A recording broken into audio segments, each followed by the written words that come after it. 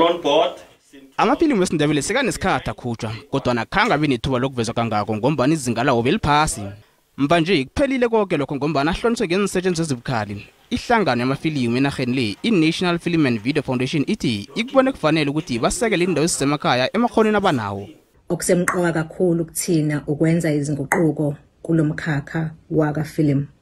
Isikakhulukazi kulawo madolobha la ifilimu ingakabi nalo uguquko olubonakalayo. Enye ke yezinto lezi yasijabulisa masithola i-application ephuma kwi-Clear Screen Media. Ukuthola ukuthi kwaba ithuba elikahle lokuthi sikwazi ukulekelela nokuxhumana nenkampani eyibonakalisa ngokusobala ukuthi izimisele ukwenza umehluko, izimisele ukuletha amathuba emisebenzi endaweni yaseMpumalanga. Kanti abalingise kade balingisa amafilimu wesiNdebele bathi bayawubona umehluko. I-technical team yethu uyayibona ukuthi ichugulukile namakhamera sekade siwaberegisa njalo njalo ziningi izinto ezichugulukileko.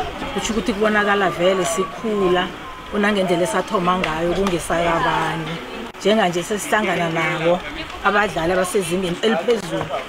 Umnqophisi wefilimu eligadangisekeli uKenneth Mabhena uthi babone bona kungcono bayokufuna iinsetjenziswa esifunekako bazilethe eduze nabantu bakwaNdebele bona bazokuqeda umkho ukuthi wonke umuntu nakafuna kwasemkhakheni wokulingisa aziqabangela indawo ezifana neJohannesburg ukube kanti bangakwenza lokho nabo la. Kuyisikhathi okwanje ukuthi singene professionally ekwenzeni amafilimu sithole nabantu abawenzako beze ngapha bazosihelebha njengabantu esinabo abo Chuck bama-DOP. uMabhena bewatsho nokuthi leli filimu lamva nje alithuthukisa abalingisi bendawo zemakhaya ezikwaphela kodwa nalivulele namalungu omphakathi ama-70 amathuba emisebenzi. Abanye baphekela abalingisi abanye bogade.